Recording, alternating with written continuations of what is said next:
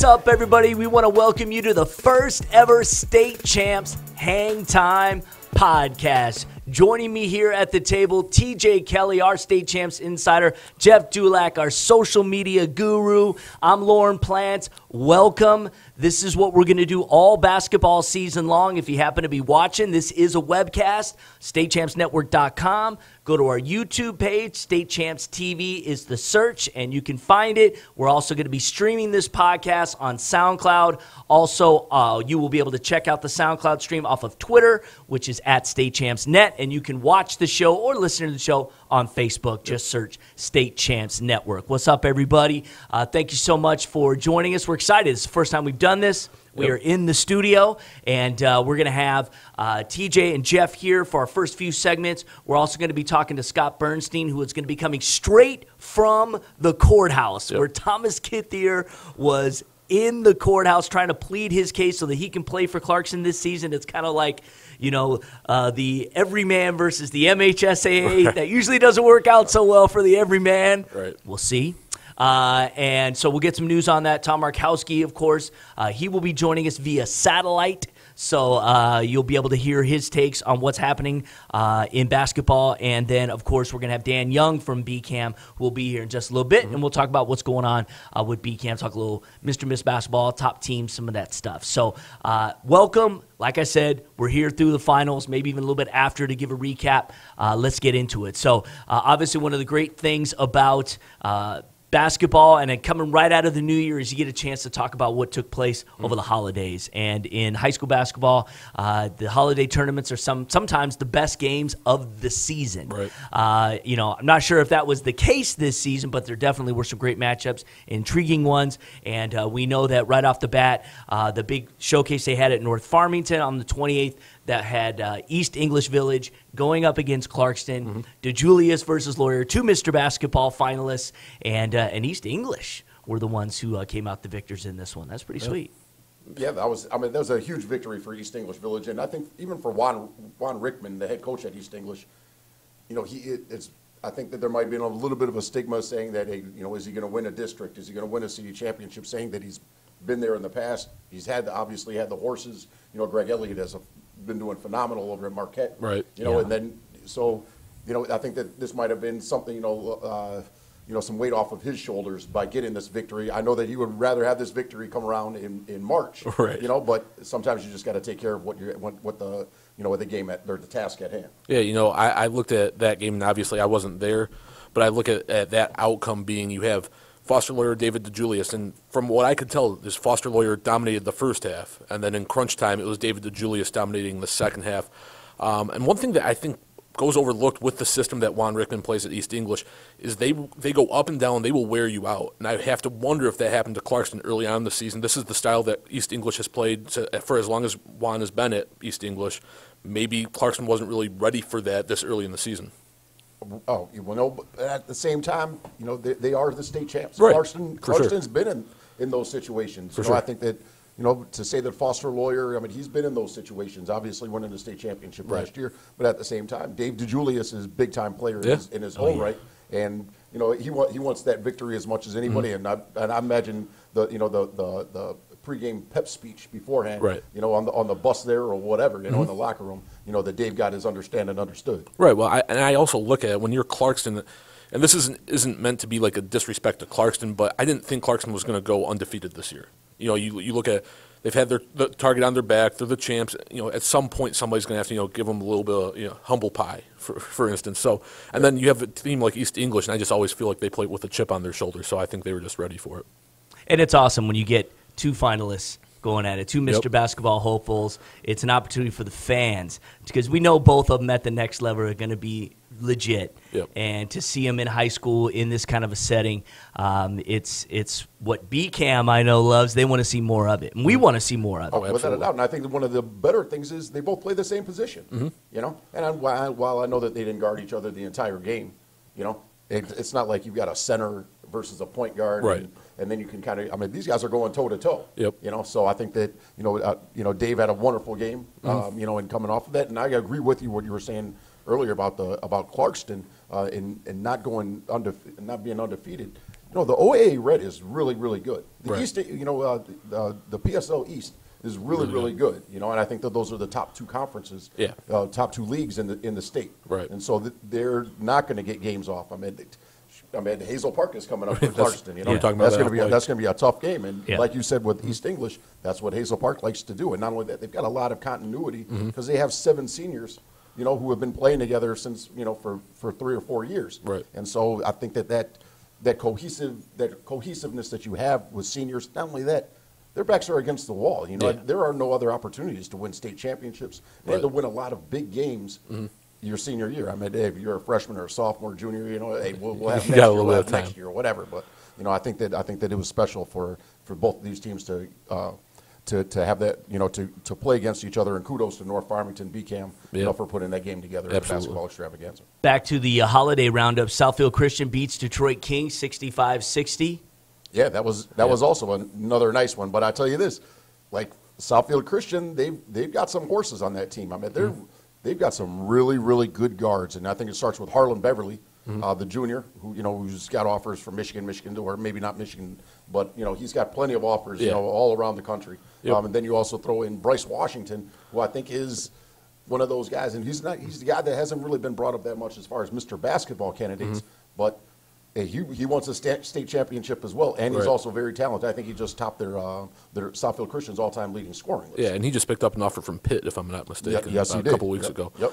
You look at that Southfield Christian team, and I think going into the year with Powers North Central presumably being down, with the loss of all those seniors, we all kind of assumed that, it's Southfield Christian's title to win. But I think like a win like that over a good King team who was in your top 5, I believe, in your preseason rankings, I think that's just a trademark win that kind of confirms what we all knew about Southfield Christian. Right, and you harken back to last year's semifinal game. Instant class was that Class D battle with North Powers North Central was unbelievable. So I mean they're legit, and of course they've got the Lindsay. Caleb Hunter. Exactly. Then you've got Caleb. Then you've got Caleb Hunter, and then you've got a sophomore who I really liked, in Dejan Humphrey, who I think is going to be one of the better 2020 players. And I was just looking through a list, and I was like, man, there are a lot of really good guards in this 2020 class. And I just sent out something to my college coach and the college coaches that I deal with.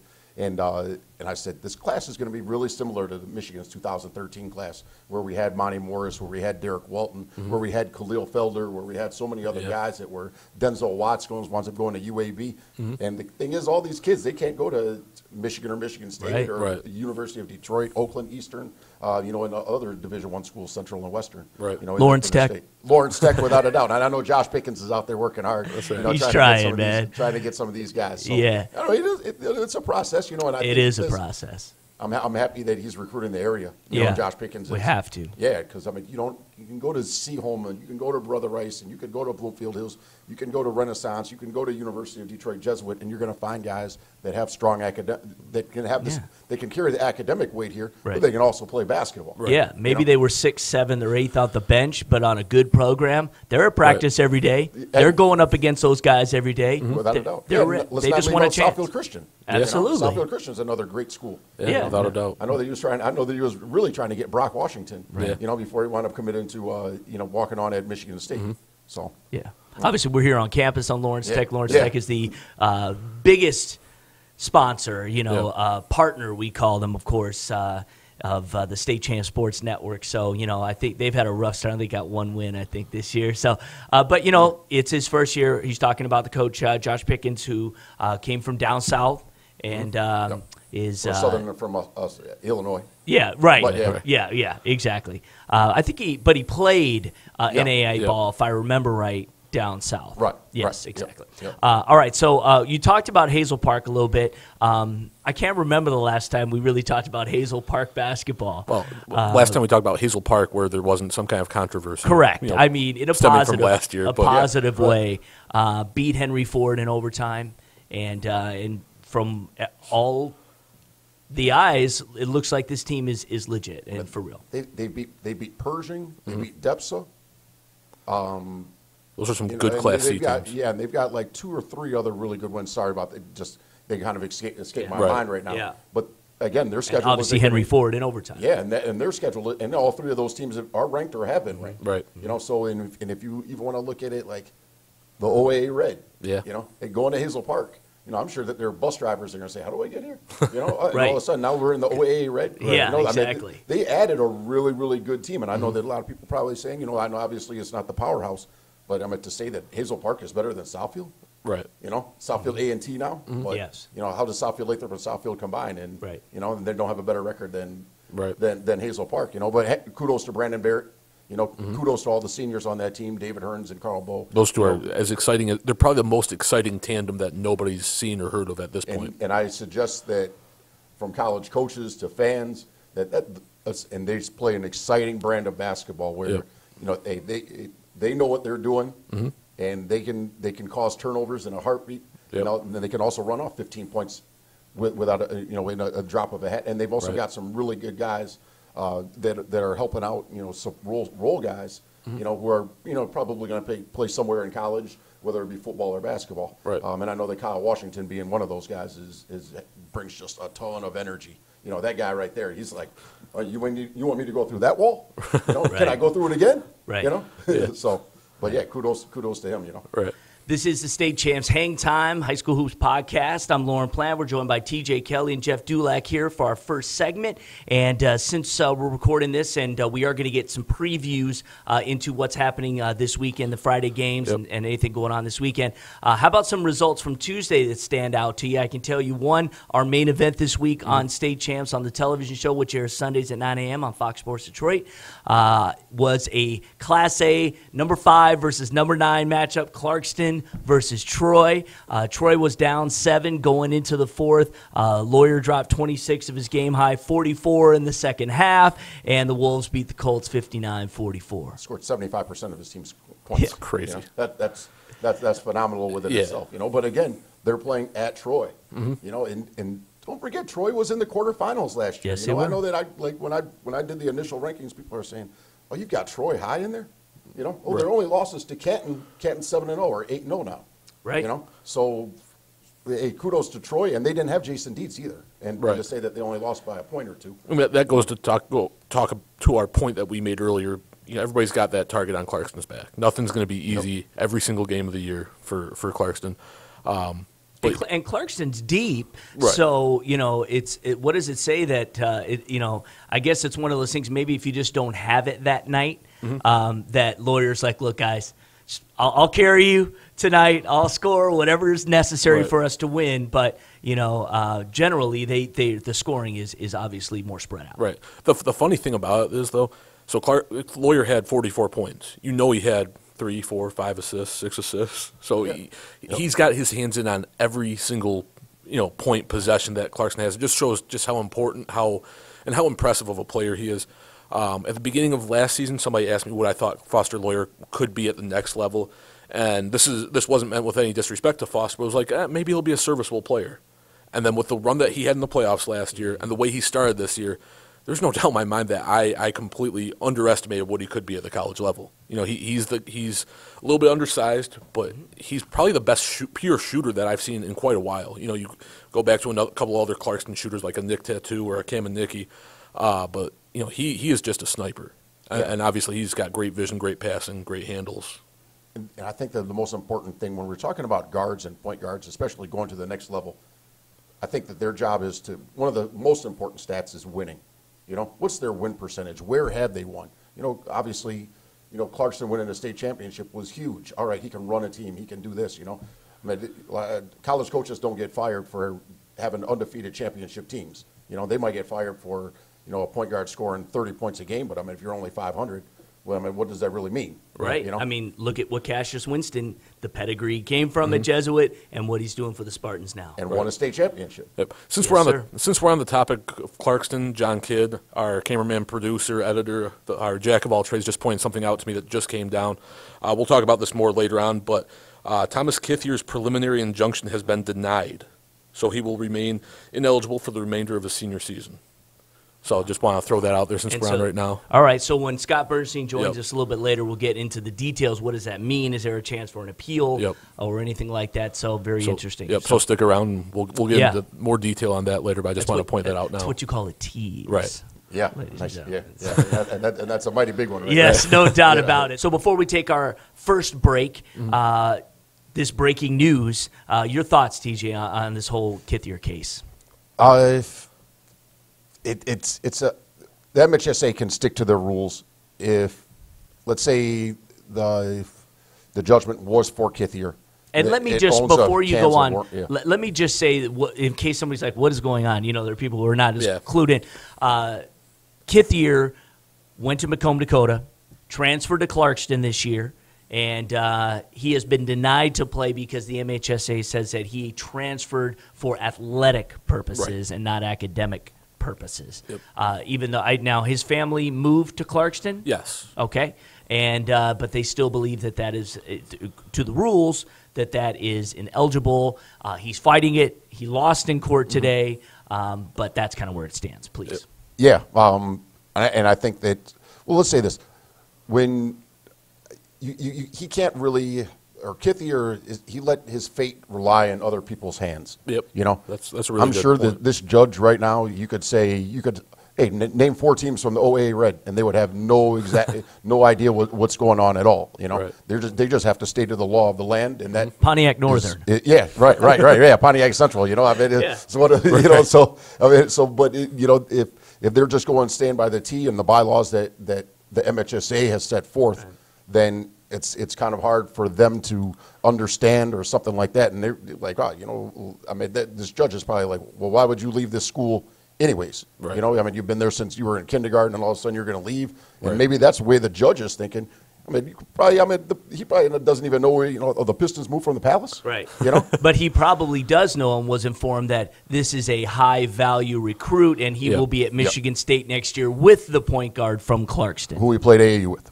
Right. He plays AAU with, and that's where they're going to say it came the undue influence, I'm sure. Yeah. When the news came out that, the Kithier family was going to pursue a different avenue to get him eligible, my first thought was, this now gets interesting. But the more it went on, the more I read, and the more we kind of inform ourselves, it became more and more clear that it wasn't going to work out in favor of Kithier. That's just how I felt.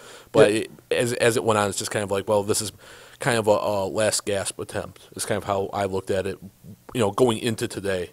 So I think some more surprising news would have been if Thomas Kithier was ruled eligible. And I think what they were trying to say is, look, this court process is going to take a long time. By the time you guys even make up your mind, the season's going to be over. You're going to be at Michigan State. So he loses anyway. Yeah. So why not just have a stay, let him play while you guys figure this out? Mm-hmm. That's what's there, the other side's case. Right. And then, of course, the other one will say, well, if we let him play and then we figure it out and it's ruled ineligible, well, then he played. Yeah. Right. And let's say they make that. Let's say they make that stay and he can play, and then all of a sudden Clarkston winds up getting to the state semifinals, right? And then they say, he can't play. Right. Is that an injustice to the teams that they already beat? Right. And then all of a sudden, whoever they're playing in the semifinals or whatever that next game would come along, now they get to game. Their game plan changes a little bit. And I can hear, I'm playing devil's advocate. Right. I can hear some people who are listening or watching this now and maybe they're clued into what's going on. They're like, well, sure, it was an athletic move. Of course, this kid wants to play high-level basketball. Macomb, Dakota is not going to be what they have been the last several years. They've lost a lot of players because they graduated. Guys moved on. That's what happens. And that's what happens. So, of course, this is what he wanted to do, and he didn't get away with it. It comes down to, in my opinion, I had a couple of conversations about it.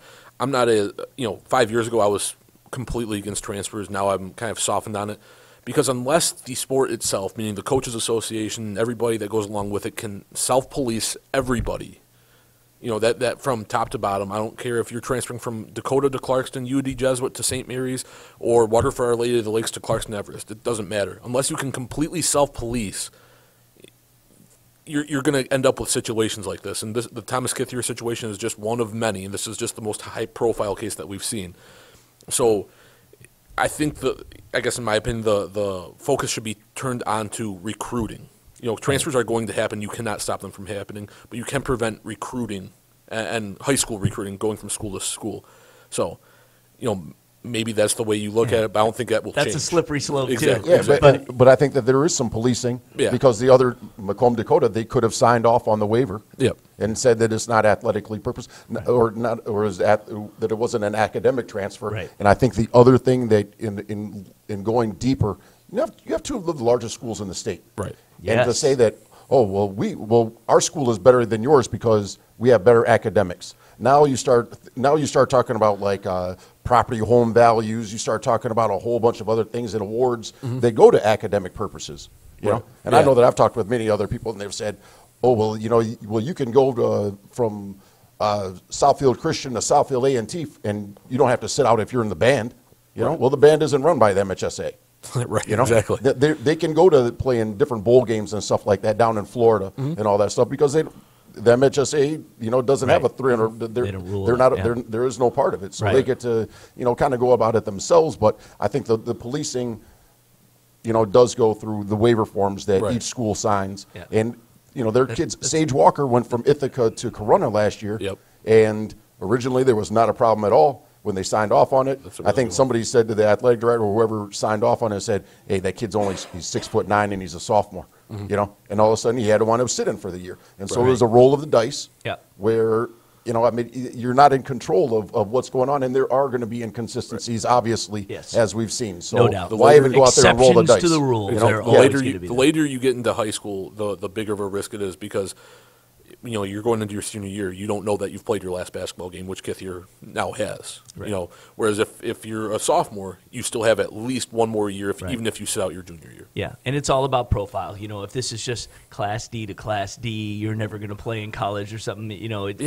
It probably makes is. You think. They just say it doesn't happen. And it happens. Yeah, of course. There are so many transfers that go around, and it is what it is. And if the other school wound up signing off on it, that's fine. I know of a kid that wound up getting cut from the team.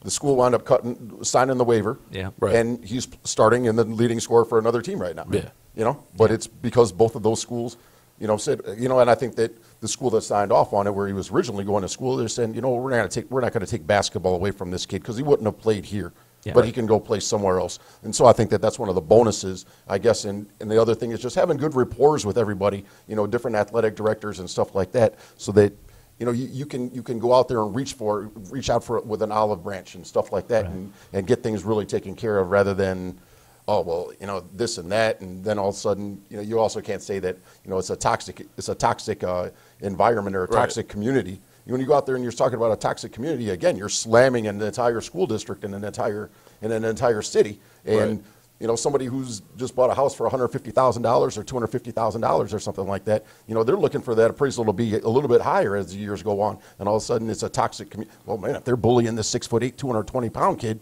and he's living in a toxic community, what's my kid going to do at 5'3" and 110 pounds? Right. He's going to make his lunch money take it every day. Right. All right. Well, on that note, that ends the first segment here of State Champs Hang Time. We'll be right back with the same crew here. We're going to talk about TJ's latest rankings. Stay tuned. Fundraising should be fresh, flavorful, and simple. We have the perfect solution at Hungry Howie's. Dough Raiser. Your team or school can sell paper pizza certificates that can be redeemed for one medium pizza at participating locations. We've been doing this fundraiser for about 4 years, and it's the easiest and best and most profitable fundraiser they have in Michigan. Go to doughraiser.com to learn more and sign up. Your next fundraiser comes with flavored crust. Welcome to Hungry Howie's Dough Raiser.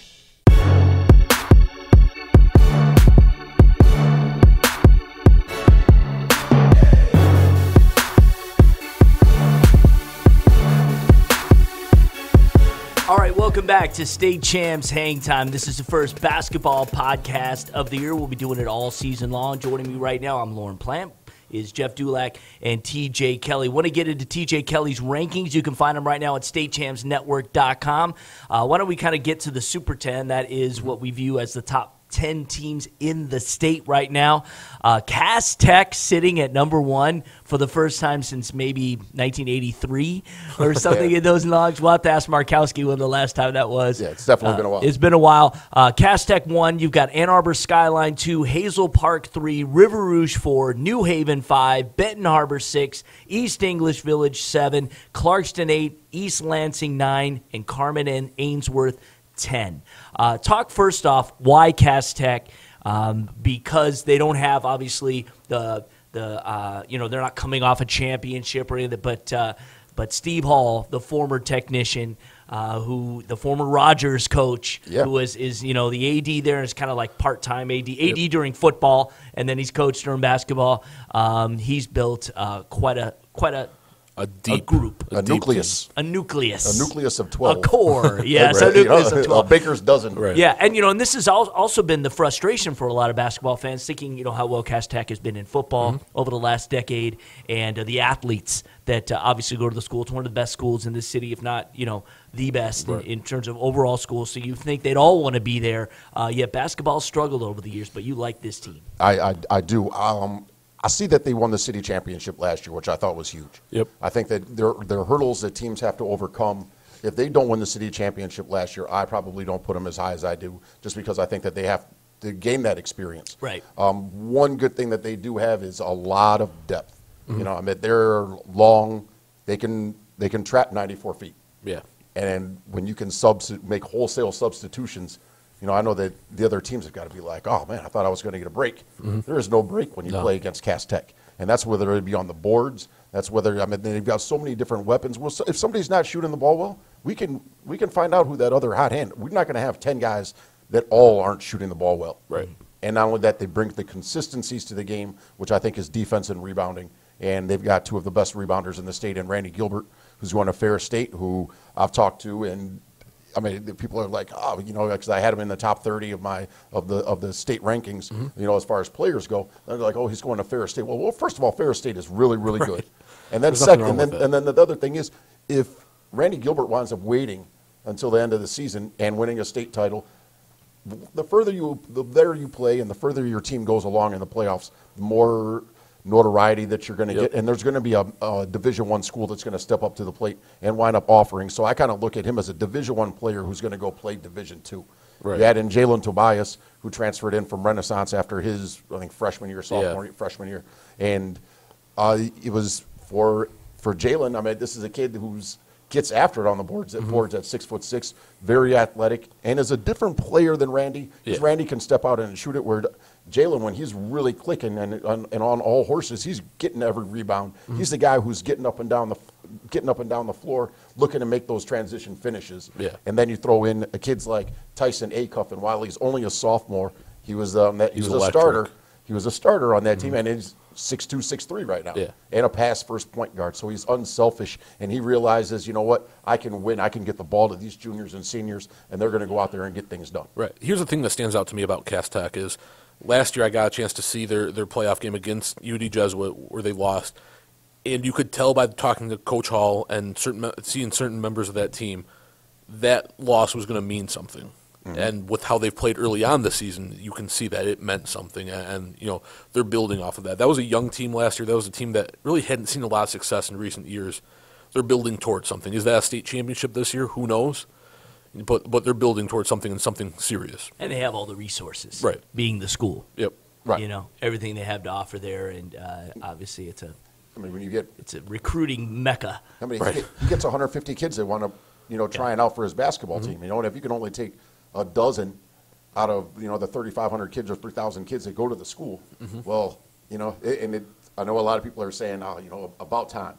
I think the other thing was Steve is when you go back to those 3 championships that he won at Rogers, back in the early 20th century. Oh yeah, right. The 21st century. And then he also had success at Detroit Northwestern, wound up winning a city championship there, and so I think that was beneficial to the progress that Cass is making right now because he's not used to losing. Right. And then after he left Northwestern, then he went to Duquesne. Yep. And then after that, he wound up going to Youngstown State. So he's got that college experience where he can really hit And he home. was here, during those times recruiting players for Duquesne and Youngstown State. So he was still in the loop, in the mix, talking, seeing kids and and he's just, he's passionate about it. He's from the city. From Cass Tech.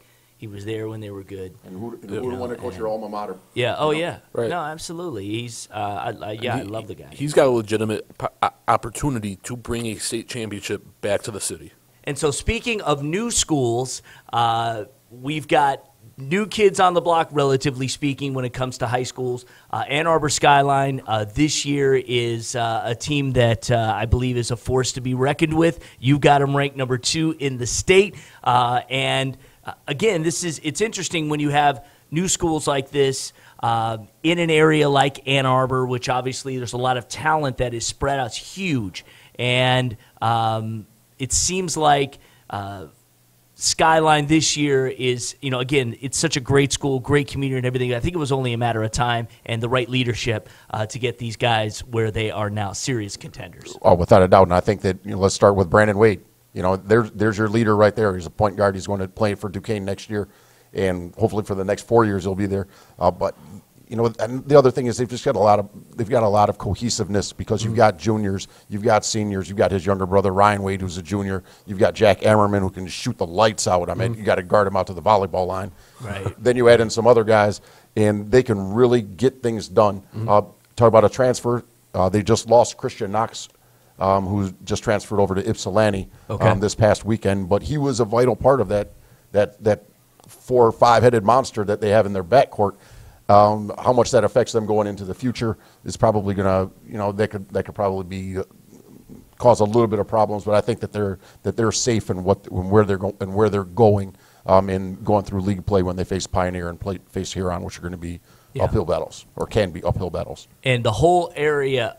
No, that's because this one out. I just missed it by a second. Yeah, he has to return it. When that happens, don't worry. I know okay. Just keep talking. All right. And that's serious. So we'll pick it up right there.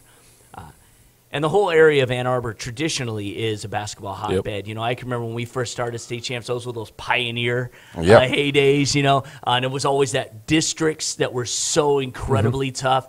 Huron would come in other schools, and obviously the Ypsilanti schools have been holding their own for a long time. There's a really, really good guard at Ann Arbor Pioneer named Drew Lauder, and he's a guy that you're going to want to know the next couple of years. Him, Oh, without a doubt. Yeah. He's phenomenal. He's the real deal. Yeah. And then they've also got some other guys. Keyshawn, who's his dad was a college coach. Okay. They want to move into Ann Arbor. Dad just got a job at Eastern Michigan, and so he's 6'6" in Keyshawn, and now he's really helping the Pioneer get to where they're going. Unfortunately, they just lost to Belleville, which was a much needed win for Belleville on Tuesday night. But it is what it is. So. There's still a lot of season left, but Skyline is the class of the toast of Ann Arbor at this time.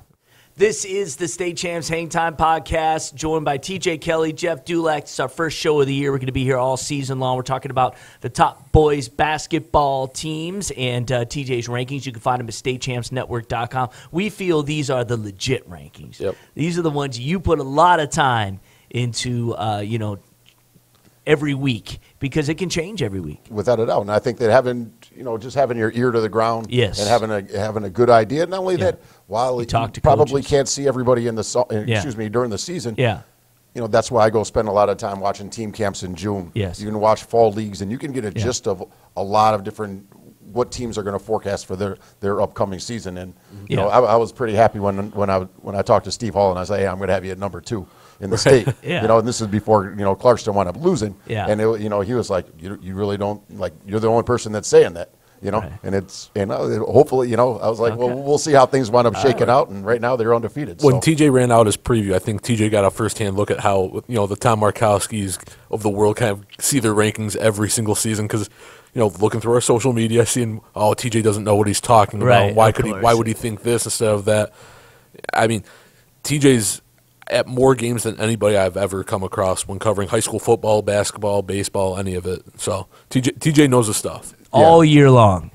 It's Yeah. a 365 effort. right. And not only that, I think that just doing, go out there and doing your homework. And the other thing is, I've had people that have asked me, about this and about that. So that kind of leads up into what going into Skyline, who we have as number 2. Well, as number 3, we have Hazel Park, who is also undefeated, who is, pretty much jumped on the scene and going up from Class B to Class A. Yep. And then also joining the OAA Red, and I think that they were in the OAA White the year before. Right. And so I think that there was, I was a little skeptical while I still had them in the top 25. I was like, how are they going to do with, with facing Clarkston twice a year? Now you got to face Troy twice a year. You've got to face all these tough, strong teams. Yeah, Troy's twice a in their year. division. Yep. And then he also picked up the non-conference schedule, non-league play, and they went through the gauntlet. Yep. They played. People are saying they beat Pershing, they wound up beating Depsa, they wound up beating Henry Ford, and they wound up coming up with a lot of really big wins, which I think solidifies where I have them at number 3. And so when I'm juggling, I'm like, hey, maybe I should have Hazel Park ranked above Skyline, or maybe I should flip-flop them or something like that. And then I had to remember back 2 years ago when Skyline played Hazel Park. And they have all the same pieces. Right. And I know that they're sophomores at the time, and I think that, sometimes doing these schedules, and when people call me up and they're saying, what about this game? And I say, well, then you know what? That's going to be a great preview of further down the road. And so all these guys are sophomores, and then now they're all, back then when they were sophomores when they played, Skyline put a beating on them. Yep. And, all right. So it is what it is. That's and good insight. I know that you can't really go back and necessarily see everybody changes from sophomores, but at the end of the day, these are rankings, Yep. And the best thing about what we have in this tournament situation that we have in March is that everybody gets to play in the tournament. Records are out the door. Who cares what your ranking is? If you're Clarkston or if you're one of those high-ranked teams, if you're going to have a target on your back. Right. But so it's almost tougher for those teams. When you're getting everybody's best night in and night out, like you talked about earlier with Clarkston, they're going to get their best from Troy, and Troy's a really good team. For sure. Let's do this. No question. Yeah, let's do this as we finish this segment. Let's talk about, real quick, your thoughts on the top 3 teams in each division. Class A, we already know. We talked about Cass Tech. Let's talk about River Rouge in Class B, who you got number 1. Yeah, they want to make it into the semifinals last year. The same thing with New Haven and the same thing with Benton Harbor. Obviously, New Haven wound up winning a state championship.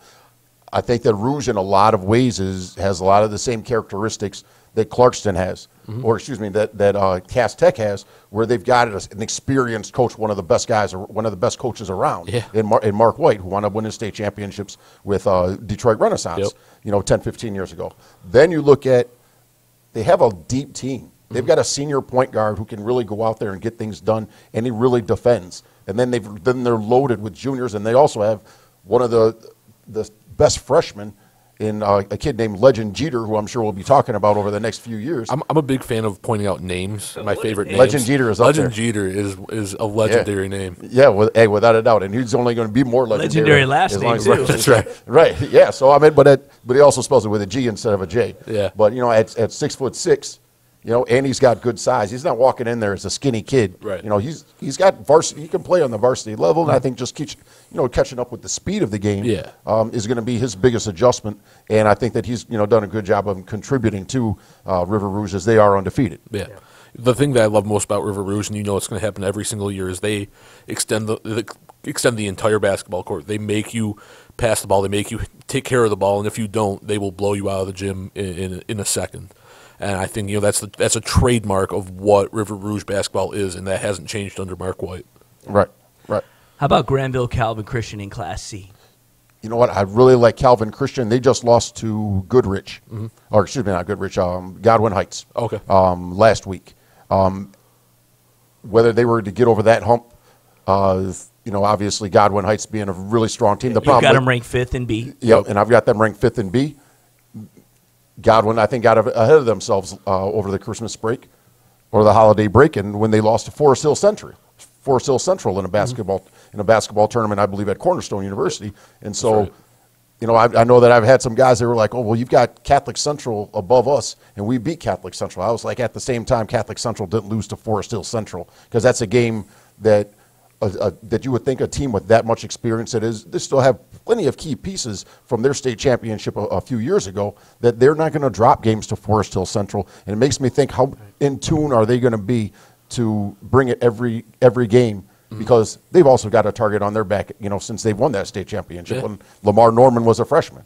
Marquise Hastings wasn't even somebody that was on the radar. Now he's headed to Butler, and I think that, he's as tough as you get, and he's a really rebounding machine. And you can look at him and stuff like that, and hey man, this guy's Antonio Gates right here. Right. Yeah. Not to go back to Class B, but you look at the top 3 in Class B, which is New Haven, Benton Harbor, and River Rouge, in no order, but those are the top 3.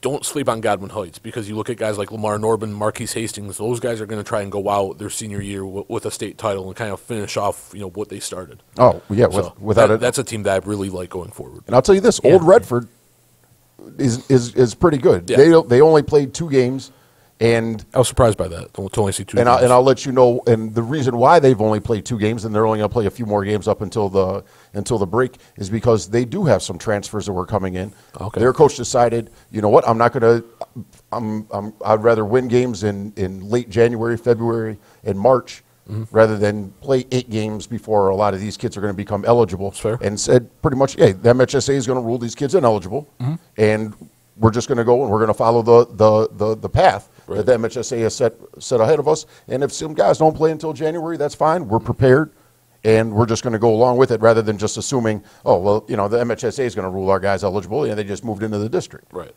Because sometimes you never know what you're going to get. But Old Redford's got Mark Watts, who's one of the best juniors in the state. Man. He's got offers from Michigan, Michigan State, amongst other places all around the country. And I think that they also have the top sophomore in the state in Isaiah Jackson, who is fantastic. I think he's the best defender in the state as a sophomore. He's 6'8", and he's super mobile. Yep. He's super mobile, and he goes to block every single shot. He goes to get every single rebound, and he can get up and fly up and down the court. I think that he'll have his choice of where he wants to go in the future at 6'8", and I look at guys like Nerlin Knowles and stuff like that who played at Kentucky, who's in the league, and while he might not be the shot blocker that he is, Nerlin was able to. It wasn't his offense that got him as far as it did, and so I think with Nerlin, that he can be with Isaiah, if he's 6'10", wow, I mean, we're talking about. Oh yeah, he's still growing. Man. Yeah, and I mean, you talk about a phenomenal player, and then they also have some other pieces on that team who I think, they just don't have the depth that Benton Harbor has. That's some of these other teams, and I love Benton Harbor. You could take any of these 3 teams and you could have them play, and there's no clear cut, who's better than anybody else at that time. I think with New Haven losing Eric Williams, and I think that everybody's really getting to see how good Eric Williams is. Yes, because he's won 3 freshman of the weeks or something like that for Duquesne in that Atlantic 10, which I think is now get to really see. Wow, that kid was really a key element to New Haven's championship run last year. I mean, you look, that's going to be New Haven's problem this year. Maybe not a problem; it's a good problem to have after last year. But finding that Eric Williams, Eric Williams don't grow on trees, and he was kind of a late bloomer, at least in the eyes of those who weren't, didn't familiarize themselves with New Haven basketball like myself. But you saw just kind of the leap he made from his junior to senior year, and obviously from his senior year of high school to freshman year of college. And a lot of that has to do from his evolution in high school. I mean, I remember watching him play when he started off at St. Clair, and he was there as a sophomore, and then he wound up transferring, but he was only 6 foot tall at that time. Oh, really? 6'1". Okay. And he wound up keep on growing, and I remember he just wound up winning his 3rd Atlantic 10 award. Right. And then I got a call that same day from one of the coaches, Scott Greenman from American University, and he's like, "Man, I wish that kid would have if his test score was that much higher, because American offered after his sophomore year." Right. And I mean, they probably wouldn't have got him, but he just you're at a high academic school, and so they're looking for certain grades. Right. While everybody else kept on sleeping on him, I think that Eric would definitely be able to help out. I mean, it's hard to say that he won't be able to help out any program, any college in Michigan. I'm including Michigan or Michigan State in that. Yeah. So I mean, it is what it is, and that's why we're they still got the same process. Dennis Rodman was 6'2", and all of a sudden now he's 6'8", and he's a Hall of Famer with many championships. Well, they're not the same player, but the same situation. Deontay Mayton, guy who we knew about him when he was a sophomore and junior, but he hit that senior year and kind of that late bloomer where you went from being a really good player to a star. Yeah. And I feel that's the type of leap that Eric Williams made from junior to senior year. Right. Let's wrap it up in Class D. Powers North Central is not going to be what they were the last several years. Right. Just because when you lose a superstar, that's what happens. Southfield Christian, you've got them back on top of the mountain right now. Do you see anyone else in D being able to challenge them? Yeah, they've got too much firepower. If Southfield Christian doesn't win, then they'll be able to look themselves in the mirror and have that discussion. Yeah. But I think this championship is theirs to lose. To be back on top. Yeah. After a 3-year hiatus. Yeah. Is huge. But go back to players like Harlan Beverly. Yep. Who is absolutely phenomenal. And then you've also got Caleb Hunter. You've got Bryce Washington. They're the school's all-time leading scorer. You've got Dejon Humphrey. Mm-hmm. You've got some other guys that are workhorses that are going to give you a lot of energy. Yeah. In exactly what they need. They're not going to try to exceed anything. You know what? All I need to do is shoot the ball 2 or 3 times a game. Make sure I get the ball to Bryce and Harlan and Caleb and Dejon, and I'm good. Right. Sometimes the victory is going to come by doing less for a lot of these guys. Yeah. As far as in the scoring department. What I'm interested in Class D to see, and I don't know any specifics about this year's Wyoming Tri-Unity Christian team, but that's a team that before the Southfield Christian dynasty began, Tri-Unity Christian had their own dynasty going. Mm-hmm. So I'd be interested to see where they're tracking, to see if they're on their way back up. I still don't believe anybody can compete with Southfield Christian, but I'm interested to see if they're on their way back. Yeah, and we'll see how Oakland Christian does against Southfield Christian when they meet. Yeah, and that's going to be a tough test for Oakland Christian. Yep. Now you look at some of the other teams. Buckley, who was in the quarterfinals, the semifinals last year in Class D. Everybody back. They have everybody back, and they're really good. And they've actually stepped up some of their. They're tough. They stepped up their schedule. They said, "Hey, you know what? Because they're 2-2 right now, so you would think they're bad, but it's because who they're playing." Right, and so and I kind of look at it like, you can't lose a game to Kalamazoo Hackett. And while Kalamazoo Hackett, has a strong team, has a strong record. I'm not necessarily sure that that's a team that's looking to win a state championship, that's a game that they should lose. Right. And then I think that they just played, I think Buckley and Frankfort just played. Okay. Or Buckley and Maple City Glen Lake just played. And I had Glen Lake ranked number 10 in Class C. Well, Buckley just wound up winning that game. So that's a feather in their hat. Yep. Because while they're not in so many Class D schools, they're not in the Southeast Michigan area where they can go and play a Detroit King like Southfield Christian or a Pershing and play some of these other tough battles. And so they have to go and play who they can play. Yeah. So I think that's big, but I'd love to see a team like Tri-Unity Christian. I'd love to see them play Godwin Heights or Grand Rapids Catholic Central. Yeah. Just to kind of step it up and say, hey, just a gauge. Yeah, where just as a gauge. I'm with you. Yeah, for sure. All right, well, these guys are going to step away for a bit as Dan Young's going to join us next here. We're going to have a discussion with our BCAM segment of the show where we're going to talk about some rankings. We're going to talk about Mr. Basketball specifically, so that's coming up next. But they'll be back a little bit later, so don't go anywhere. Today, we'd like to talk about the basketball rules point of emphasis for this season. Nationally, there is a concern about lack of enforcement for intentional fouls, especially at the end of the game. An intentional foul is contact that neutralizes an opponent's obvious advantage. Contact is not a clear attempt to play the ball, or when contact is an intentional foul, it is not solely judged on the severity of the act. Intentional fouls are either strategic to stop the clock or otherwise tactically done against an opponent. The foul could be innocent in severity or excessive in intensity and force. Regardless, they are all intentional fouls and should be called as such.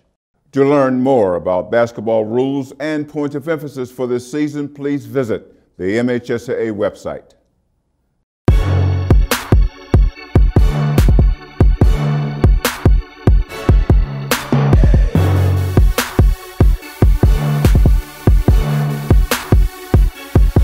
All right, what's up, everybody? Welcome back to State Champs Hang Time. And so this is the first episode of our High School Hoops podcast, going to run all season long.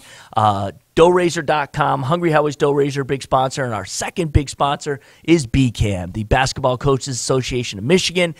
Dan Young is a member of BCAM and is really the catalyst for his involvement here with the State Champs Sports Network. And they're in on the podcast, and we dig it, man. What's up, Dan? Yeah, it's great. Yeah, it's always a pleasure to be here. It's fun. It's great to talk hoops and get excited about it and spread the word on BCAM. And so, yeah, it's always a pleasure to be here. No doubt. And you can see Dan's fast break segments with myself on State Champs every Sunday at 9 a.m. on Fox Sports Detroit. Of course, we re-air throughout the state several times throughout the week. And you can check the segments on statechampsnetwork.com. We're going to talk a little bit about teams this week, so that's what's going on there. But here, for those who are kind of, a little curious about BCAM, what's happening with BCAM, maybe a little history of the BCAM, and, Dan, your involvement. And, there's been some change over the years at the top, as it were. And, of course, you guys are huge advocates for the sport. Mm-hmm. And, people just don't realize, what goes into, a coaches association. So maybe you can just give us the synopsis. Absolutely. BCAM started in the mid-'70s. I believe it was 76. Okay. But in the mid-'70s. Got it. And started as a mid-Michigan organization. Tom Hersey and many others started the association. It branched out to the state eventually. We are a nonprofit. We are proud to say, but the numbers are every year, you have members every year, that we have been the largest association in the country. Wow. And so that's a credit to a lot of people. I think part of that is we are not only high school coaches, we are college coaches, we are assistant coaches, right. We are middle school coaches, we are girls, we are boys, junior college. So I think a lot of associations around the state are just high school only. And so being, we also have administrators, assistant principals, ADs who are part of our newsletter and get our information, but aren't voting right. People, don't vote. Right. But yeah, it's an absolutely awesome organization. Tom Hersey's been our executive director for a long time. I've been his assistant for a long time, and we have a strong board. We have 16 regional directors on the girls' side and boys' side. They do a ton of getting it out, get the word back, getting the most deserving coaches awards, players awards, Hall of Fame, Hall of Honor, Coaches versus Cancer, right. The big clinic in the fall, mentors. It's just ongoing, trying to educate, help, promote. It's great. It's just an awesome organization to be a part of. It's a huge labor of love because you're not getting rich off it. No, that's for sure. No, yeah, no not doubt. at all. Yeah, no doubt about it. But so necessary, and you love the game. And it's about the kids, right? And it's about supporting the game. And again, Michigan and its history of basketball at all levels is phenomenal. I mean, phenomenal. It's almost second to none. You could argue, of course, other areas, but this one has got to be considered. And I've lived in California, in places like that, and just being in Michigan for the last 18 years, you saw it. I knew it before, but then you really know it when you can attest. I can attest. Oh, doubt I can attest. And talk about a little bit about your coaching background. I started. I actually wanted to be a coach, so I walked into Charlie Coles' office my freshman year at Central Michigan and said, "How can I get involved?" And he proceeded. You were playing at Central at the time? No. Okay. No. I was trying to be a student manager. I was trying to be anything to be in the gym. Got it. To learn, to take notes. I took notes every day, and he called me Chris for an entire year, and my name is Dan. So that was the rock bottom. Starting at the rock bottom. It so is. I worked my way up and got an assistant coaching job at Western Michigan for Bob Donewald. Who I just spoke to the other day. He's a great friend, great coach. Charlie has passed. He was a legend. Yeah. And so those guys got me into it, and then I became a high school coach at Brighton High School for 1 year. Didn't have a teaching job. Got a teaching job in the Plymouth Canton schools, which I currently teach at Pioneer Middle School in Plymouth. Great school. And coached at Canton High School for 6 years. We had kids, got out of it. And then started helping Catholic Central slowly just when the kids were babies, and wasn't a head coach and just kind of helped out for a while, and then got back involved at John Glenn High School and had the pleasure of coaching just some really great. I mean, Keyshawn Martin, Jeremy Langford, Yeah. Nick Daniels. Studs. Yeah, and now I'm coaching girls basketball at Salem. Got Right. a great group. Full getting better. circle. That's right. So good experience, college, women's. It's been fun. Yeah, no doubt about it. One of the fun things that obviously you guys get to do at BCAM is the Mr. and Miss Basketball Always race. the most exciting and controversial award Sure. that we have. Because the competition is so good. Correct. You don't have clear front runners each and every year. Right. You've always got battles. Now, some people pull away mid-year on. You could tell, well, they've kind of got it wrapped up just considering, how well they're doing. But this year, of course, we've got a doozy on both sides. If we talk about the boys, one of the things that you loved, and we talked about this before we hit the holidays, is, how can we get, as an organization, maybe how can we help and really encourage these coaches to get matchups that feature, as we know going into the year, who our basic top question. candidates are going to be, No question. get them playing on the court. And we had that when we had DeJulius of East English Village taking on Lawyer of Clarkston. What North Farmington hosted it, the Negotians, and Wallace Whitfield was involved, and I tried to help. We work a camp in the summer with Tim McCormick and Mike Dietz called the Elite 25 Camp, which has just been a tremendous camp I bet. for the last 5 years. I So, bet. and getting to know, Juan Rickman and, getting those matchups together was just magical to have Foster and his crew, the defending state champs, and Coach Fife, and East English. And what a game! I mean, it was. You thought they were going to run them out of the gym, and then all of a sudden you're like, if they get inside 10, Yeah. this might be a game. Now it's inside 5, and DeJulius just caught fire Right. to where people were running out of the stands cheering, and it was just electric. And they came back, took the lead, and it was just, it was crazy. So it gave that, that two. It's almost like a March Madness two big timers. feel. Two big timers went head to head. Yeah. And they got the upset.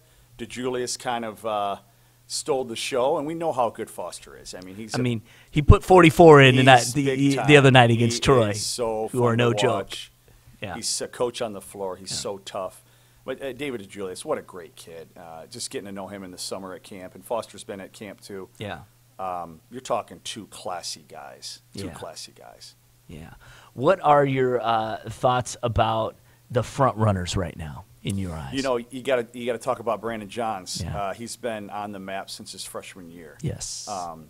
Steve Finnemore is a great coach and a good guy, and has been great for him. And he's like a Shane Battier, or maybe even, you don't know because you look back, but he does everything really well. Really good kid. Another guy that's, been at camp a little bit and does everything really well. Has been on some USA select teams over the years, and obviously he's going to Michigan. Yeah. Had his option to go really wherever he wanted to go. So he's going to be right there. He's in the middle of the state, so a lot of people get to see him. Do you worry about lack of competition this year? And it's no fault of East Lansing. It just seems like the area is not as strong as it has typically I been. worry more for him that they didn't make a run his last year. Right. They had, and it's tough. They're trying to get out of a really strong district, and it helps Foster to have made that run all the way to the state championship. No question. And so, but Brandon's going to get a lot of votes. He's really, really good. It's interesting you say that, because that always seems to be the case, especially with voters. Is the fact that if they get an opportunity your junior year Right. to see you at the Breslin, whether you make the finals or at least they see you in the semis, it goes a long way. I know when Keith Appling dropped his 49 or whatever it was, There's no question. it's like, all right, it's his to lose, And I think even if I remember right, and my memory probably doesn't serve me correctly, but I believe Pershing won the year before. I'm not, or his junior year when they won. No, the year before. I think I'm right. It was the other Pershing, the big center, who won. Nix. Nix. Right, and that was kind yet of you're seeing. But we saw him over and Right. over, and then you're seeing him all the way to the end. So Yes. you're seeing multiple high. You know, just like myself, when you get knocked out of the state tournament, you try to find the next best game to go see, and a lot of times it's the best guys. It's Brandon Johns. It's Foster Lawyer. It's Cassius Winston. You know, yes. I take my sons. Let's get in the car. Yeah. Let's go see Cassius down at Cass Tech. Yeah. Playing George Ward the other year. So, you know, high school coaches do that. Yeah. They are the voters. They're the ones that are going to vote on this award. Right. Anybody who's eligible and is actually coaching for BCAM gets to vote. Doesn't it? Not even a head coach. Mm-hmm. Assistants, JV. So, you know, people get excited to see the best players. Yeah. Yeah. So, obviously what DeJulius did over the holidays is going to elevate his stock, being the fact that he did take Lawyer one-on-one and won that game in terms of his team. And he had 17 in the fourth and had 42 total. Now, some people said, well, he took a lot of shots. Well, he had to take a lot of shots. He has to, more so than last year with East English, he has to carry them from time to time. Rick Rickman will tell you that. He has to sometimes take a bad shot to get that run that they made. And I think Foster has to sometimes do that as well. But that's what great players do, guys that are going to go play in the Big Ten. Absolutely. Your thoughts maybe on guys like Marcus Bingham, Gabe Brown, Travion Williams? They're all trying to make a push for that too. Marcus Bingham is as long as you would ever see in your life. He's so long and athletic, and the sky is the limit. It really is. Gabe is as smooth as it gets, shoots it great, really long. Had the injury this summer. It's going to take a little time. I think once you get into January and their football guys start settling in, right, you could see. But That's big. He's got great skill level. He's left-handed. He shoots it. He runs the court. He can get above the rim and block shots and dunk, tip dunk. I mean, he's just incredible. What was that? Travion Williams. Travion Williams, very skilled for a kid his size. Probably 6'8", handles it with both hands, shoots it pretty well, is a good passer. Obviously can go down there and bang with the boys. Going to Purdue. Yeah. Big-time player. Yeah, big-time program too.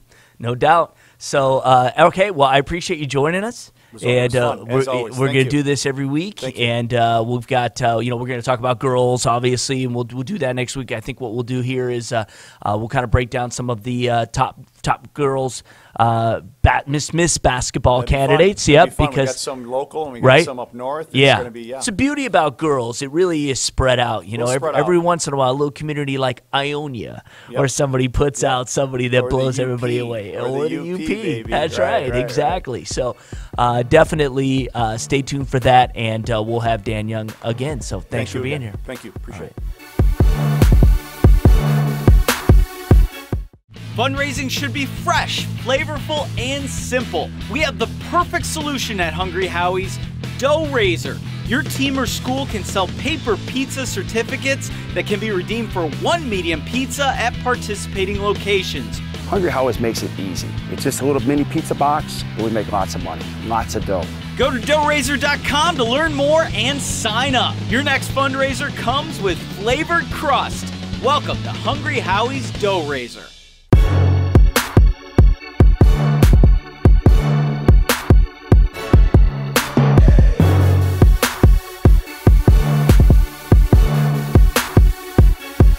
All right, everybody, welcome back to State Champs Hang Time. Sitting in the chair across from me now is Scott Burnstein, and on the phone is Tom Markowski. How you guys doing? Doing good. I'm doing good, man. Fresh off a federal court appearance. Yeah, exactly. So that's what we want to talk about. We were talking about it in the first segment with TJ and with Jeff. The breaking news came across while we were doing it that Thomas Kithier of now Clarkston High School, formerly of Macomb, Dakota, was kind of fighting his case to see if he could be able to play this year. The MHSA say he had transferred for athletic reasons, not academic reasons, therefore making him ineligible. Obviously, they didn't agree, and we kind of talked about it, but why don't you just kind of break down what the experience was like and what happened? Well, let me just first say this was a rough 24 hours for Kithier, his family, and the entire Clarkston contingent that was hoping to get Thomas on the floor for the 2018 campaign. Back on Wednesday afternoon, the MHSA Executive Committee held its final appeal hearing, which was the second appeal. It was an appeal to the appeal denial, and they denied again. So that's they were denied, or he was ruled ineligible originally. Then they had an appeal hearing back in December, and he was ruled that the appeal was thrown out, and then this was the second appeal, and it was thrown out again yesterday. And then this afternoon at about 2:00, they had a hearing seeking seeking injunctive relief from the federal court system, and the federal judge, U.S. District Judge Batani, did not rule in favor of injunctive relief, so denied them a chance to get an injunction, which legally would bar the MHSA from enforcing their ruling that he couldn't play. What was his last name? It's a female judge, Judge Batani. Okay, Batani. I thought you said Batanti. No, it's not. For a second, I was going to say, wow, it's really coming home here. So, Tom, what are your thoughts on this? Well, I think the whole question was, a lot of people out there, I have my own opinion, but I'm not sure I want to tell anybody. I understand. I'm more pro MHSAA in this one. And the reason I am pro MHSAA in this one is because they have rules. Right. And to my understanding, the move that the Kithiers made was against their rules. Now, do I agree with the rules? No, I don't always agree with the rules. But if you don't like the situation, change the rules. And yeah, I think a lot of people are confused on why some kids who transfer are only ineligible for a semester, and I think that's what the Kithier family was hoping would happen, is that he would be ineligible for a semester, and boom, Martin Luther King Day is here, and now our son is eligible. Now, from what I understand, initially, this goes way back. Scott can talk about it. We heard rumors of this move happening 2 years ago. That he was going to transfer. Right. Because the Michigan State connection here. Well, I'm not even talking about athletic. I'm not even talking about transferring. Athletic terms. Okay. The Dakota lineup was depleted after last year. Just to clarify, I'm not talking about a transfer to Clarkston. I'm talking about there were rumors 2 years ago after Thomas's sophomore year at Dakota that he was going to leave Dakota before the end of graduation. Got it. I'm Didn't know where. He was just going to leave. Yeah. Now, some of those rumors offsprung to he's going to end up at Clarkston, but that wasn't the sole rumor. Got it. Right. And that the rumor about Clarkston didn't surface, correct me if I'm wrong, until after the state tournament this past season. Is that right? Well, I think that the rumors started to really gain steam when Foster, lawyer, the Clarkston's All-State point guard and Mr. Basketball candidate, future Michigan State Spartan, and Thomas Kithier were playing on the same AAU team in Ohio, starting, I believe, at the end of March and April. Okay. So when they saw those two guys playing on the same team together, which is really the crux of the ruling, that the subsection of the athletically motivated transfer rule, which is being invoked here by the MHSAA, is that you're not allowed to play summer basketball or AAU basketball with a future teammate of yours or a teammate of yours a teammate of the team that you transfer to. Yeah, and that's confusing on my part too, on why they would allow this. I think there were some mistakes made by the Kithier family, and I think if they were intending to have their son transfer to Clarkston, have him play in a different AAU team for heaven's sake. Well, also I think some of this could have, and it's hindsight's always 20/20, but if they would have made a full move, the entire Kithier family would have moved from Jump Street. If Mrs. Kithier, Mr. Kithier, and Thomas had all moved to the Clarkston district in August, residency, according under MHSA law, residency trumps athletically motivated, and he'd be able to play in 2018. So what was the situation? He moved by himself. It wasn't a full move. Yes. Right. And then the parents have since joined. Right. And see, that's what I mean about breaking the rules. Here's my thought. And this is not the reason I think this is such a blown up case is the kid's going to Michigan State. He's a high-profile player. You have two high-profile schools involved here. Big schools. Two of the biggest schools population-wise in the state, enrollment-wise. We mentioned that. And here's what they should have done. All right, now in hindsight, it's great, but this has been done before. This is not anything new. Go to the high school athletic association and ask them what we need to do to have our son eligible. Simple question.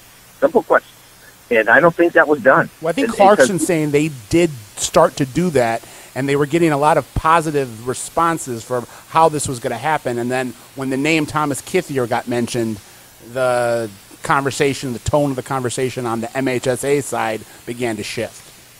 Okay. Because I think the AD at Clarkston, Jeff Cousins, called the MHSA, said, we have a kid transferring in from Dakota. We want to make sure that we dot all our I's and cross all our T's. And they began that process. And then somewhere over that series of conversations, the state said, well, who's transferring? And he says, exactly. Thomas Kithier. And according to the AD Cozen, he said literally within 2 seconds, the entire tenor of the conversation changed, and it became very accusatory on the MHSA's part. Doesn't help the MHSA is in East Lansing. Yeah. They know who Thomas Kithier is very well. Well, I think, my personal opinion of this is there's a lot of blood on a lot of hands, unfortunately. And I think that Thomas is getting a raw deal in the sense that keep talking. We need to get Scott a towel here, dude. The hot lights. Oh my God, he's sweating like a pig. If you could go grab a towel. It's just this is live television as it's best here. Apologize. No, you're good, dude. It's the lights. We just need to wipe you down, man. We need it's like a championship fight. We just gotta wipe you down. I think that he is unfortunately becoming a kind of a poster child, a cautionary tale for moving late in your high school career and how it could go wrong. I think this is in some ways selective enforcement, but at the same time, when we're talking about a legal remedy, I don't see a constitutional right that's being violated, and I don't see irreparable harm being done. And those are the two, thresholds you need in order to get the legal relief they were looking at today. I mean, do you think that if, let's say, and I know that what Kithier's attorneys were trying to say is, look, this is going to drag out, and why don't we, let's have a stay, let the kid play, because if all of a sudden you rule after the season, well, then it's no good anyway. He didn't get to play. Yeah, that's why they were seeking this. This was kind of a last-ditch measure. Because even if they win in court, they're not going to win in court before the state tournament starts. Exactly. Wow. So, and you, gosh, let's say, worst case scenario, he's in we talked about earlier, he's in the state semifinals, and then they rule, and he can't play. And then, if in plain hypotheticals here, if the judge would have given them injunctive relief today, and Thomas would have got on the floor, and then the case was eventually ruled in the MHSA's favor, Clarkston would have been forced to forfeit all of the games that Kithier played. Right. Correct. Yeah. See, it's almost like a no-win situation a little bit for Clarkston here, and even the Kithiers. Now, I do, I might be coming off as, I'm anti-Kithier, so I am not. I feel bad for the kid. I wish he was eligible. I'm not sure this rule is enforced. How should I say, across the line? It seems like the Kithier family, to some extent, is being picked on a little bit, as set as an example. Because there's other cases that maybe are not as high profile. The facts maybe aren't as explicit as it, but it is what it is. And I think the MHSA is, I don't know, maybe make an example of the Kithiers that we're standing by our guns. This is our rules. I feel bad. It's too bad that he didn't, do something different to become eligible and to make that move. And I think there was some. Correct me if I'm wrong, Scott. I think there was some word saying, "Oh yeah, we have made the complete move." Yeah, they're saying that they moved in November. Well, see, that was after. But it was retroactive. It was after they were alerted that they hadn't reached the level of they hadn't have gone to the letter of the law to achieve eligibility. So in reaction to that, they moved. Well, I'll tell you, let me say two things. Number one, if they had let's say the ruling ran favorable in Kithier's case, if the MHSAA tried to enact this rule again in the future, would there always be precedent? Now, you're going to throw it out the window because, you know what I mean? He was kind of textbook for the rule. I can't see much other than him screaming down the highway as he's going is, I hate you, school, and I'm going to play here because they're better. You know what I mean? But again, you're seeking relief from the court, or from a federal court. What constitutional right is being violated? Do you have a constitutional right to play high school sports? No, you don't. What irreparable harm was done? Were you denied the scholarship? No, he's got a scholarship to Michigan State. And the judge pointed that out. Okay. When they were talking about, well, this was an academic transfer, we wanted to move him from a lesser academic environment into an academic environment that was going to, let him ascend academically. And she said, well, doesn't he already have his college plan secured? Doesn't he already have a scholarship to Michigan State? Yeah. Right. In hindsight, I guess they were head set on, the family was head set on Thomas attending Clarkston. But, this is just thinking out of the box. I understand he was unhappy at Dakota. I get it. A lot of kids are unhappy. I don't want to get into that part of it. But if he wanted to get out, go to De La Salle. You sit out one semester, you're eligible. Yeah, in the second semester. If he would have, there is no court hearing. Well, if not necessarily. Well, I mean, really, because if he would have left to go on to De La Salle and Dakota wanted to challenge it, they would be. Can't you go to De La Salle or UD Jesuit or somewhere and say, I'm religious for religious reasons? I'm just saying. It depends on the situation. Yeah, I don't know. I mean, Jack Ballantyne came from. Now we'd be bringing God in the mix. Boy, that'd be a serious court case. Jack Ballantyne transferred from De La Salle to Dakota, and De La Salle didn't file a grievance, so he was eligible. Right. Yeah, they didn't challenge him. Got it. And that's the stigma here too, is that a lot of people are pointing fingers at Dakota because they challenged it. And they've received transfers in the past to bolster their athletic program. I get that argument. Right. I get that. Interesting. Finally, is he done? I mean, there's nothing that he can't play this season. It's over.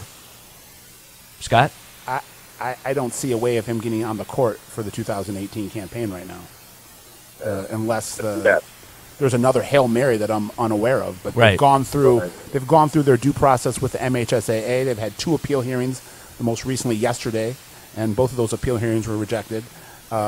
They've gone through the court system and got in front of a federal judge to try to seek injunctive relief. That went out the window this afternoon. Unfortunately, I feel like they rolled the dice and lost. And as I said a couple minutes ago, this is going to become a cautionary tale. And unfortunately for Thomas, he's being deprived of his senior year of playing basketball.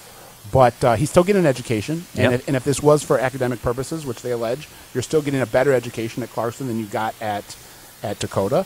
And I think the MHSA, if I could, I don't want to speak for the MHSA, but I would guess that they would look at this as, like I said, this is a cautionary tale. This is if you're gonna be a high profile athlete and you're gonna move your senior year, this will make you think twice.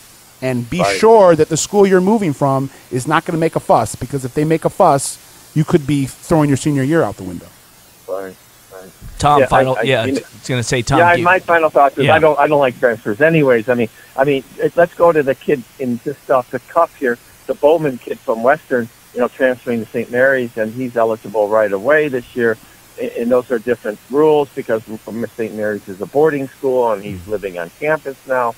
So a lot of this just stinks. Okay, it just doesn't smell right. A lot of these transfers. What about I'm not sure there's anything we can do about it. See, the argument is too that a lot of people I talk to, how can you, Tom, or any organization, tell me as a parent where I'm going to take my kid and have him play? What about the kids that move out of state and then come back after realizing it wasn't a great idea? And this has happened in football and in basketball. There's an example right now. With University of Detroit Jesuit, Jalen Thomas, and I'm not going to be presumptuous and say that this was athletically motivated. The reason that he left UDJ and went to a high school in Las Vegas was athletically motivated, I have no idea. I know that this is not the first time this happened. I know for football's sake, Muskegon's AJ Reed, one of a 4-star recruit, left his junior year to go down to IMG Academy down in Florida, came back, and within a week or two he quickly came back. Was playing for the Big Reds.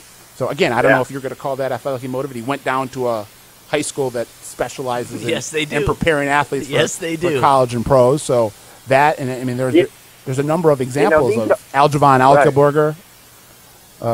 Right, that was another one. Right, I remember. I mean, this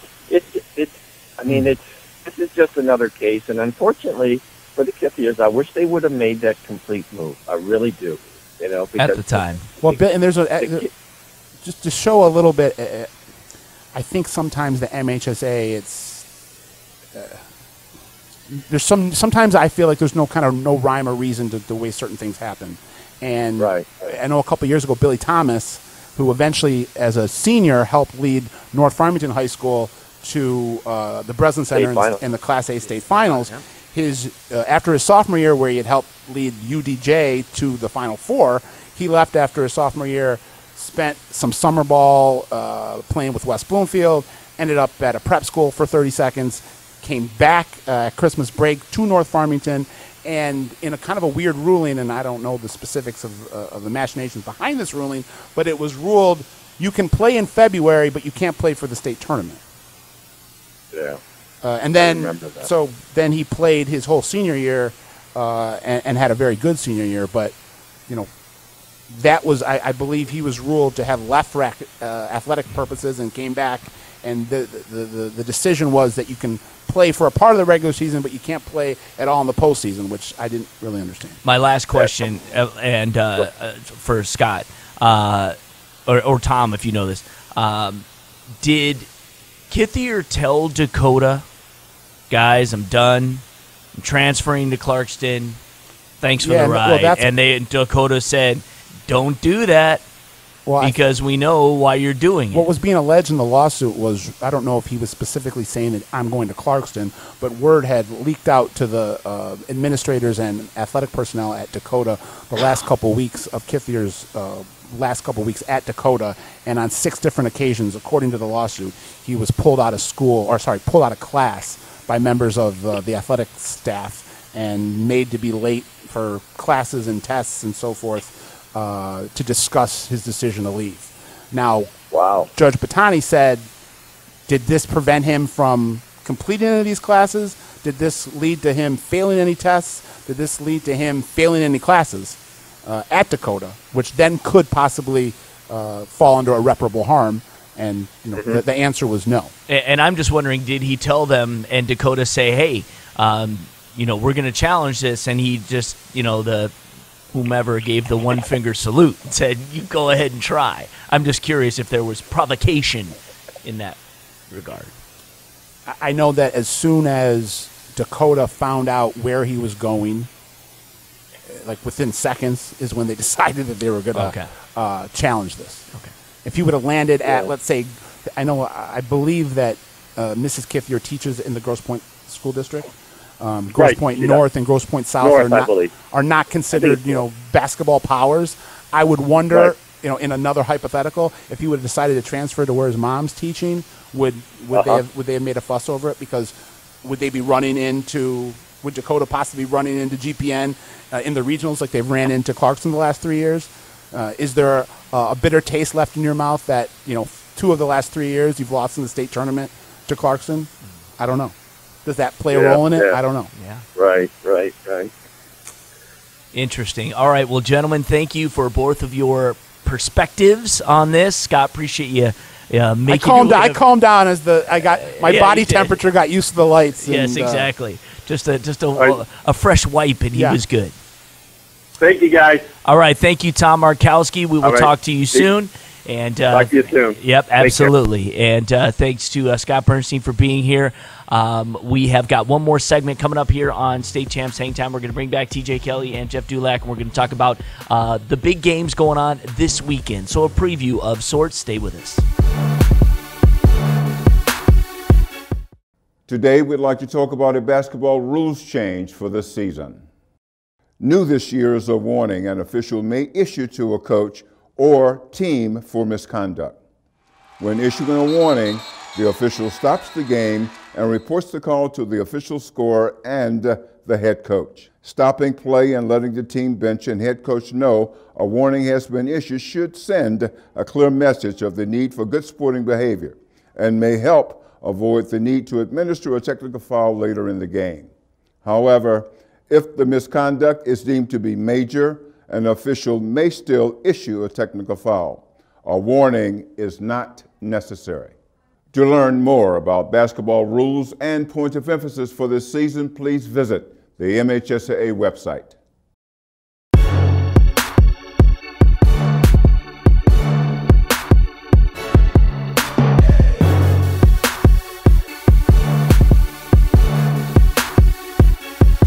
Welcome back to State Champs Hang Time, our final segment of our first show. And TJ Kelley, Jeff Dullack joining me back at the round table as we talk about the weekend's best. What's happening this week, what we can look forward to. Some good games, no doubt about it. It's going to kind of just get better and better every week, as we kind of see what these teams. Plus, we've got transfers now becoming eligible. That's going to change the dynamics of a lot of squads.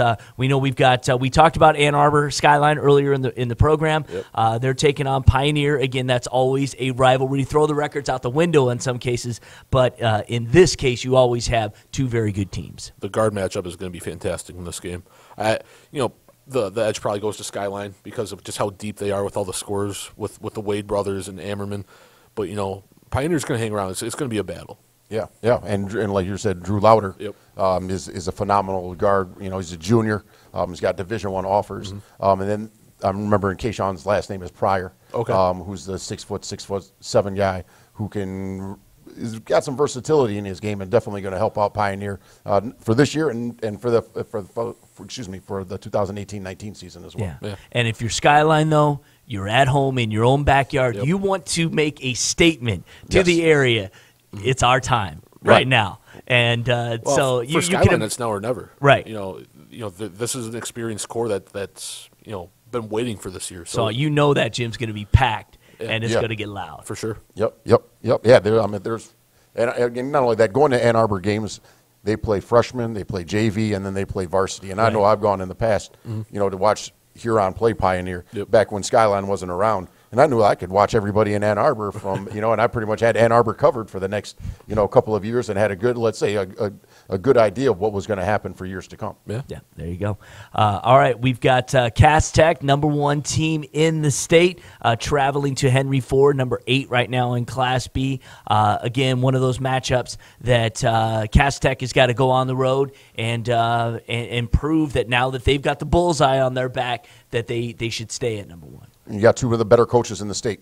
With Ken Flowers, winning a state championship a couple of years ago, and you've got Steve Hall over at Cass Tech, and obviously they won a PSL championship last year, and then going back before that Wyoming Tri-Unity saga of 3 years. Their 3 championships. Rogers had their own run, and that was led by Steve Hall. So that's right. It's going to be a really well coached game. I think that.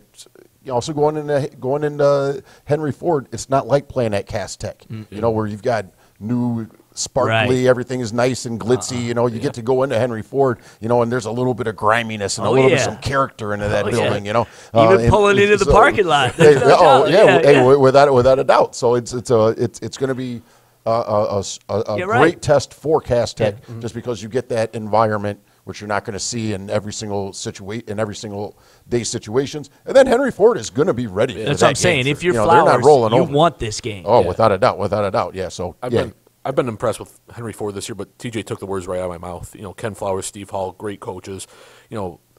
They might be the 2 best coaches in the PSL, if not 2 out of the top 3 or 4. But yeah, it's going to be a really well coached game, which is something you always look forward to. Another night game on Friday. River Rouge is going to be welcoming in Harper Woods. Harper Woods undefeated at this point. We didn't talk about them. We were talking about some of the teams that we kind of waited to get your thoughts on Harper Woods, which is a team. There's kind of a few that could be sleepers in B that all of a sudden rise to the top. Hey, and I'll tell you one thing that I saw. I had the opportunity to see Hazel Park on the 29th of December in the Motor City Roundball Classic, and they're really, really good. I mean, they might be another year off just because, they've got a lot of sophomores and juniors. They've got one of the better sophomore point guards, Curtis Jackson, who is 5'11". I mean, he's a smart player. He really gets after it. He's also a 4.4 grade point average. Nothing wrong with that. And I was like, there's not too shabby. Right. I was like, you're writing your own ticket before, even before basketball even enters the picture. Yep. And I think that Arvis Young, who's at Hazel Park, Harper Woods, it's going to be a tough battle for them to play at River Rouge, because they are number one.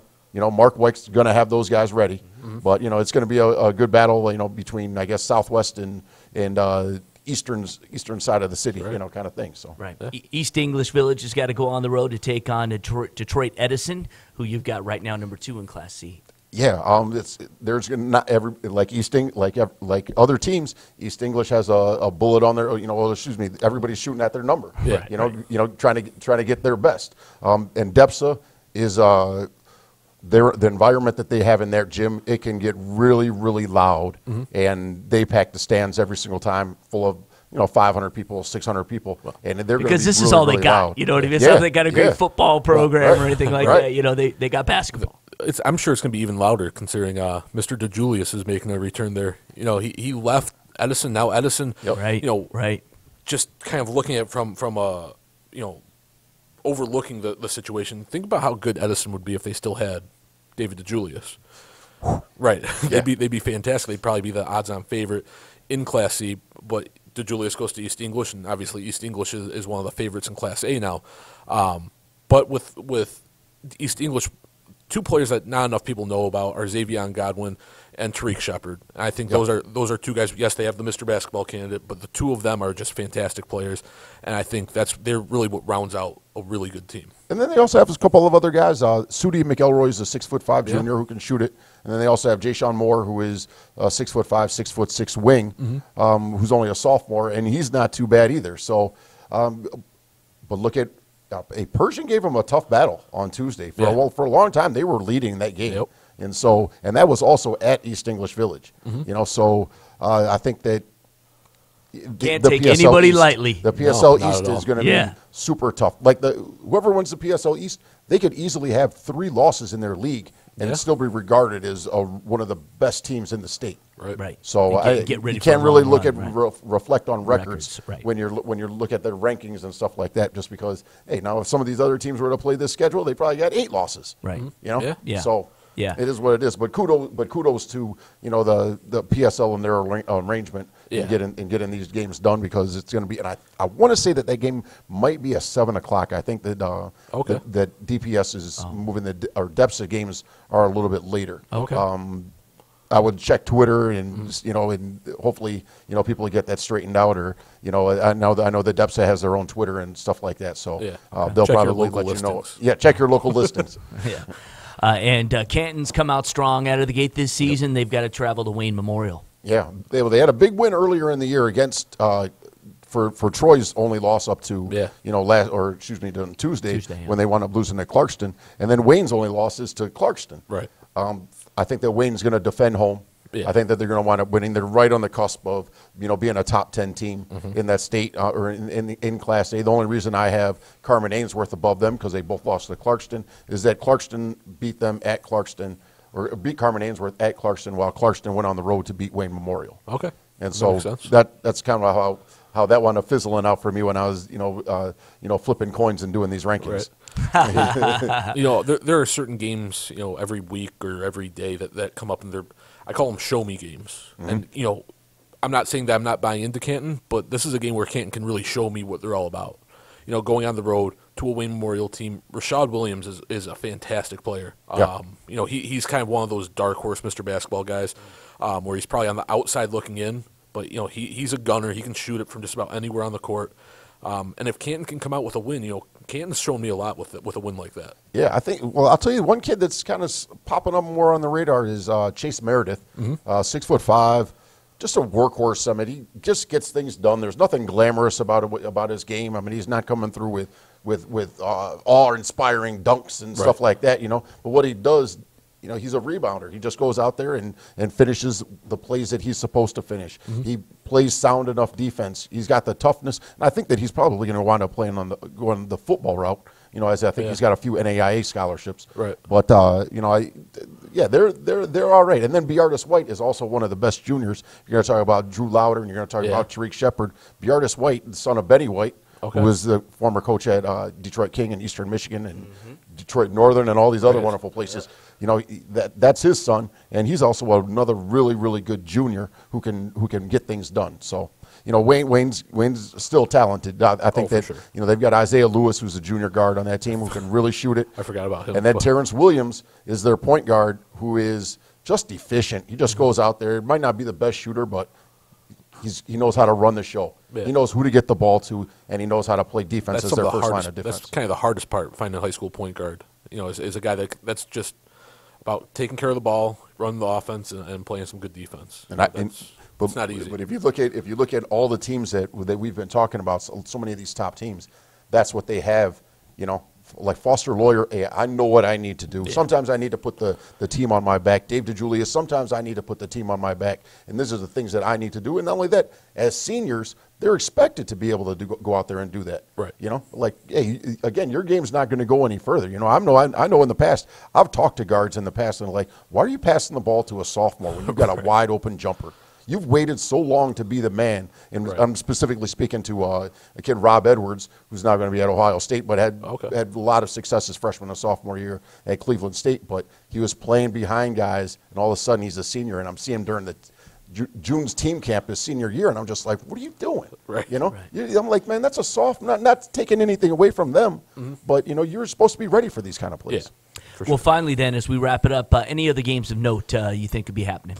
Yeah, let's just move to Saturday. I think that, go ahead. You know, there are a couple of really strong events. Horatio Williams has his Freedom Classic, which is at Warren Fitzgerald. I know that there's a girls' game that's mixed in there with Depsa, if I could. Trying to track down my schedule. You want to talk about a really good girls' team. Detroit Edison's girls' team, they're going to be good. And they play Wayne Memorial.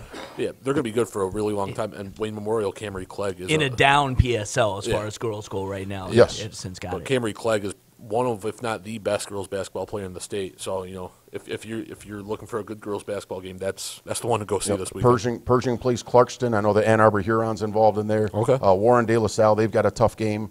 But then going out west, you've got the Floyd Mayweather Classic at Grand Rapids, Ottawa Hills. And I know that Detroit King is going over there. I know that Cass Tech is going to go play Muskegon, which is going to be a tough game. And I think a great test for Muskegon just because, you know, Class A out west might not be what we have here. So it's going to be a tough test for them. At the same time, Cass Tech, they get to go play against Muskegon, who still has, you know, a state championship team in some aspects. But, you know, Keith Guy is always going to be known as a champion because he wound up winning the state championship with Deontay Davis and Deshaun Thrower a couple of years ago. Right. Yeah. All right. Well, that's it, ladies and gentlemen. Thank you so much for tuning in to the first podcast of the season. We'll be on all season long. This is State Champs Hang Time. We are presented by Hungry Howie's. Dough Raiser, go to doughrazor.com. Of course, also by the Basketball Coaches Association of Michigan. BCAM.org is the website. Thanks to everybody for being a part of this show, and we will see you next week.